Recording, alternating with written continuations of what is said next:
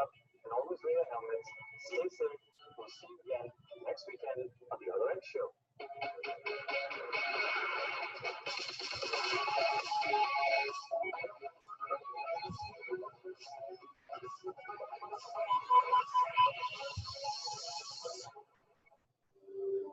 Every one of us are looking for a soulmate who will nourish our lives.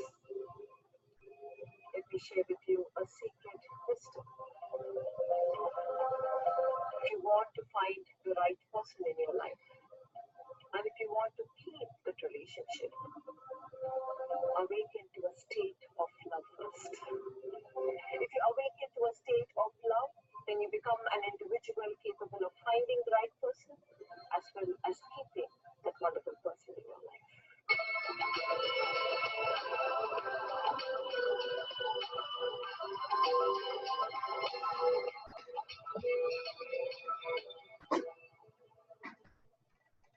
Hello and welcome to the Power of the Beautiful State with Preethaji and Krishnaji.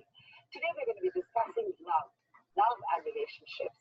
And part of that discussion is really going to focus on what is love, how do we define it, as well as how do we nurture love, and why it is important for us to be aware of ourselves when we want to love someone else. Of course, we cannot have this conversation without also addressing conflict when it comes to relationships. So without more delay, let's in fact get into this conversation with Preethaji as well as Krishnaji on love and relationships.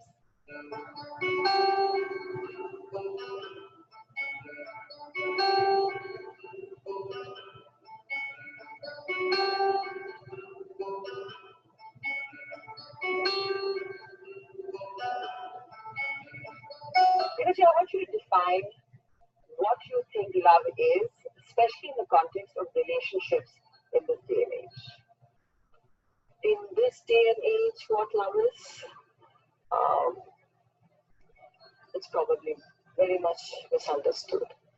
But to understand what love is, and if you have to articulate it in words, because love is a very beautiful experience. It is an experience of the heart, and if you have to articulate it in words, love can be seen as compassion. Yes, it can be seen as, when we talk about compassion, knowing very clearly, understanding very clearly, as a human experience, we are not different. My experience of pain and the other's experience of pain is just the same. Love is an experience of compassion. Love is an experience of sensitivity, where you're able to feel what the other person is feeling, where you're able to experience what the other person is feeling, not understanding, not as knowledge, but actually we as a human have this ability to experience and feel what the other person is feeling. That is an experience of love. Love is gratitude that you are a result of innumerable efforts of so many people's love and support. That is what has made you as a person. It could be love and support of people whom you may know or people whom you may never know. And love is inclusivity, that knowing very clearly that your well-being is not separate from the well-being of the others. All of what you've said really sort of defines this whole concept of valuing love in a sense. So the whole idea of valuing relationships, empathy, all of this comes under love. But I want to specifically focus on the relationships that you see when you see romantic relationships. And there, once again, I would love to hear your definition of love, because there's a whole dimension of perhaps expectations that come into the play. And I wonder from your vantage point, where do you think expectations should play a role when it comes to the kind of relationships between two lovers? How does that work? I've always shared this story, the frog prince. I'm sure you're aware of it, where the kiss of the princess removes the curse of a frog and turns the frog into a beautiful prince.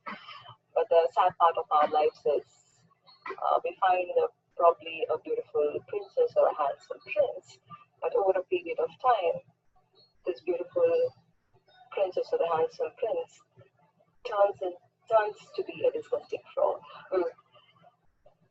It's because we always blame the other for this. That if alone the other was a little more romantic, a little more caring, a little more loving, a little more joyful, then things would be different. But we bring a attention to oneself. The participants in our programs, the students of the academy bring attention to oneself because it is important to nurture a state of love in oneself. If you are a person who's not capable of bringing love and nourishing love in one's consciousness, you can find the most beautiful person in your life, but you would get bored. And then you would start moving into a state of blame. Then you would feel your expectations are not being met. Then you would move into disappointment. And you hold on to this blame, you hold on to disappointment, you hold on to hurt, and then you become very hard-hearted. Your consciousness is not open to love, and then when you see the person, you only see that person as being a negative person. Right? You are not able to see the entirety of that person. You hold on to probably the disappointment that you faced, and you see that person only through the glass of disappointment, and that complicates the relationship even more. But that itself, what we're saying, is actually a reflection of what is missing and what is lacking in oneself, in a sense, sometimes. Because I think when you say, when you talk about that sort of inner transformation that is also required and perhaps one should be aware of, and we're talking about something external like a relationship, how much of being at peace with yourself is important for you to do? It is absolutely that you nourish a beautiful state in consciousness. Because if you are an individual who's constantly fueling a stressful state or a suffering state, you can have the most beautiful things in life, but you do not have a state of consciousness that can relish and experience it. You have no idea how much the consciousness actually projects itself onto reality. The reality as we experience, though we believe we are logical beings, we are using all our brains together to make sure that we are seeing it right, we do not have a true perspective of reality. What we are seeing as reality is only from our state of consciousness. And it is absolutely important that we bring enough attention to that state of consciousness if you want to relish what you have in life. Because you talked repeatedly about understanding oneself, and one thing I also want to understand is that one hears very often in this day and age especially that one has to really sort of love oneself. You have to sort of understand your inner consciousness. Without knowing any of that, you're not going to be able to give much to other people. How does one love oneself? Loving oneself does not mean going for a massage and pampering one's body or just going for a vacation and having a nice time. Loving oneself means actually being an individual free of conflict. And experiencing greater peace within oneself, who's not experiencing a lot of inner chatter and inner noise, where you're constantly torn between your desires, torn between your ideas, and torn between what you have to be and what you are. Because in that state of conflict, you can only perpetuate more conflict in life. If you are more peaceful, if you are at peace with your body, if you're at peace with your appearance, if you're at peace with yourself, with your past experiences, and even the current situation that you are in, you become an individual capable of loving oneself, and you become an individual capable of creating love in life.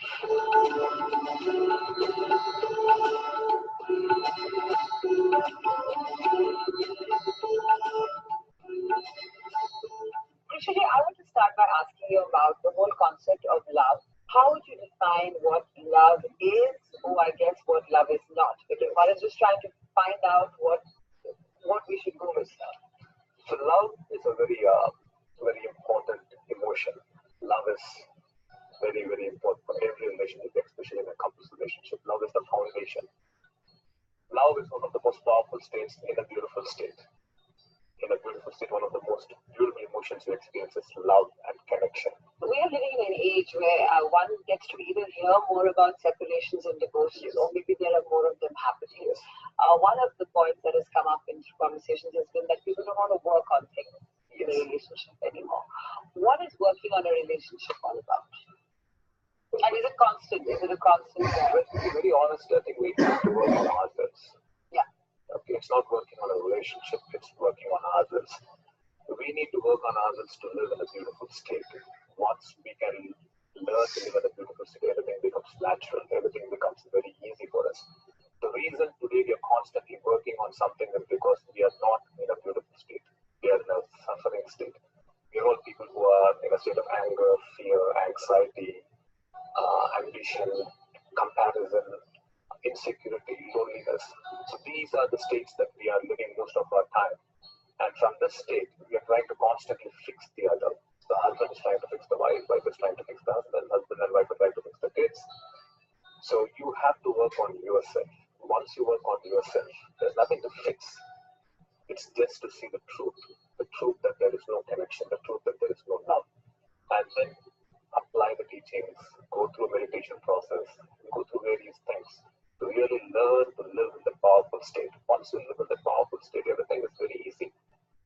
It's very easy. Once you learn to swim, water is your friend. As long as you don't know to swim, water is your enemy. In the same way as if you learn to live in a beautiful state, every relationship is only a friend.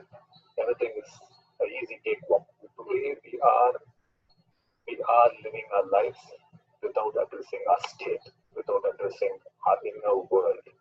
Without addressing our inner world, we are addressing everything else. Even your husband or wife is only an external aspect of your world. So, enduring relationships, in the sense, one seems to think that it was in the past that people had these, relationships, marriages, even lovers who were together for years and years and years. That seems to be a little more rare in this generation and even the generations after us. Could this whole concept that you're saying of really finding inner peace, inner understanding of oneself, is that really going to be the key to have enduring relationships? It is going to be the key, absolutely, because if you look at the world is far more technologically advanced, it's far more comfortable, everything is definitely improving. When my grandfather was alive, he didn't even have a mobile phone, he didn't even know what was going in the world. But today, my daughter, who is 14 years old, 15 years old, she knows everything on the touch of a button. So definitely, the world is more advanced and there's a lot more comforts. The food is getting better. The vehicles we're traveling in is getting better. The clothes we're wearing is getting better. The movies we're watching is getting better. Everything is getting better. But if you look at the inner world, it's getting worse. We are becoming people who are not fulfilled. We are becoming people who are finding meaning. We're finding it hard to find meaning in everything we do. We're finding it hard to find meaning in the job we do, in the relationship we are. Not satisfied? We're not satisfied. We're confused. We have total inner conflict. There's a lot of pain. And this pain is happening because we don't have a state. So we need to have an inner state. And that state is joy, peace, connection, and love. So we have to move inwards. We have to correct our inner world. We have to rectify this inner world. And we have to become connected people. And if we can become connected people, then this world will be a different place. Preethaji, thank you very much for this conversation. After the break, Preethaji will lead us into meditation and help us to discover the power of the beautiful state.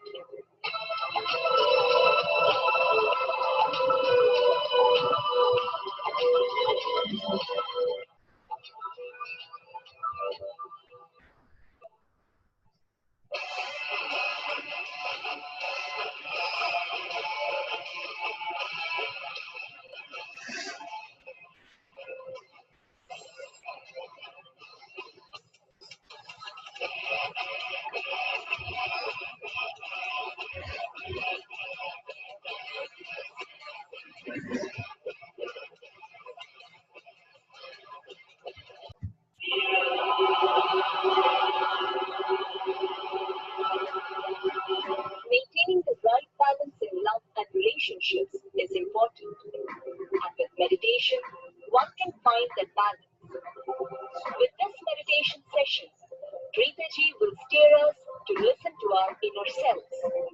She will help us better understand what it means to connect to our inner selves, to experience peace from within. Let us do a very short meditation today. It is a heart-centered practice. Please close your eyes. Place your palms on your heart.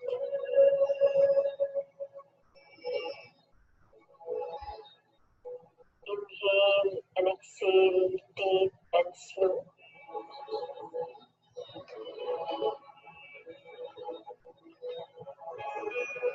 Feel as if you're breathing into your heart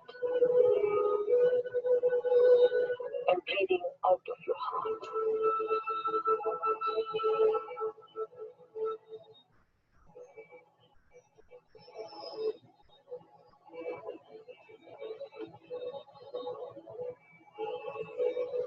This breathing synchronizes your brain and your heart.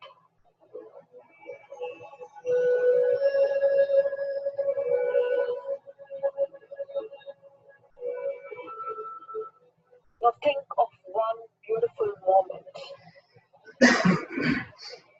a beautiful experience of connection that you've had in your life. An experience of love that has nourished your being.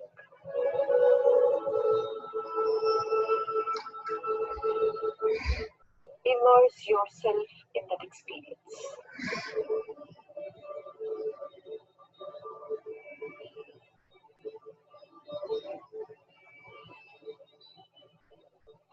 Fill your heart with that beautiful experience.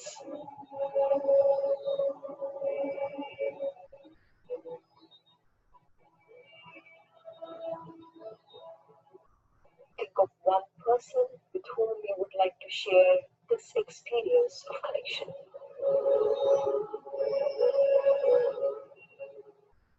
And feel your heart and the other's heart being connected with rays of light.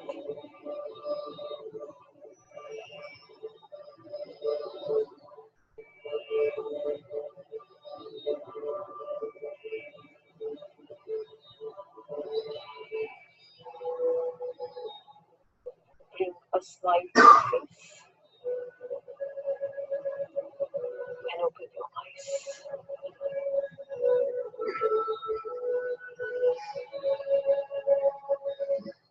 Do this heart-centered practice as many times as possible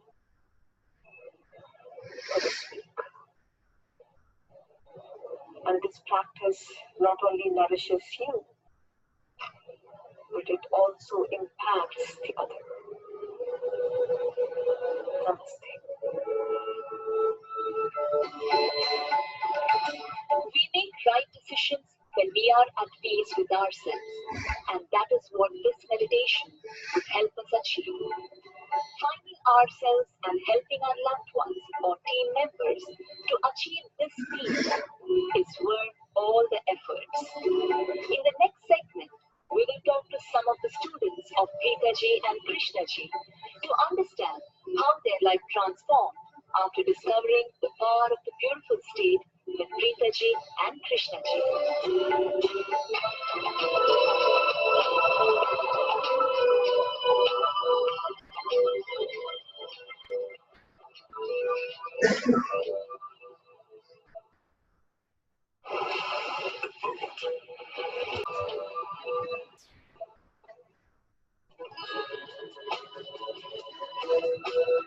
Welcome back to the power of the beautiful state with Preethaji and Krishnaji.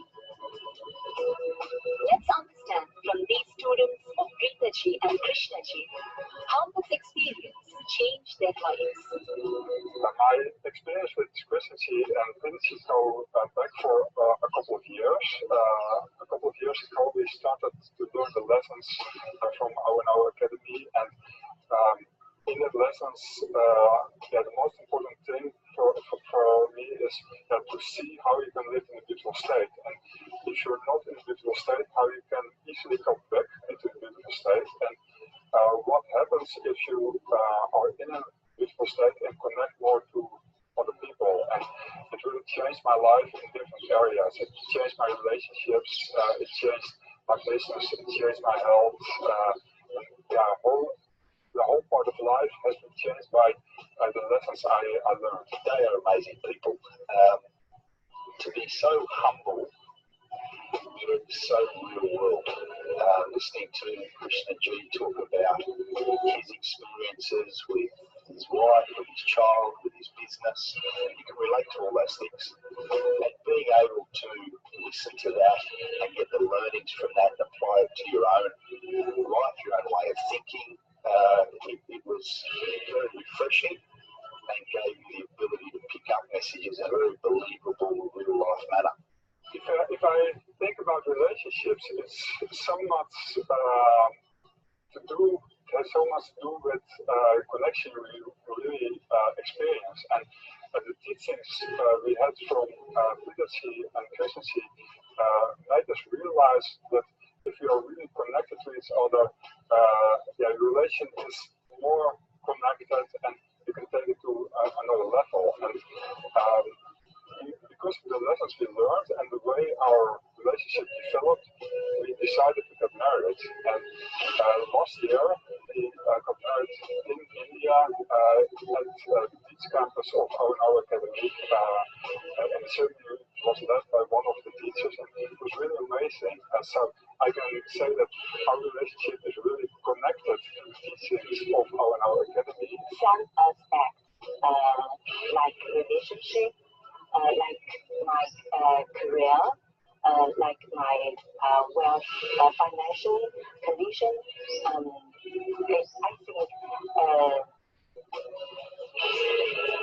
think when I learned from our academy, and there are lots of transforming in my life, in my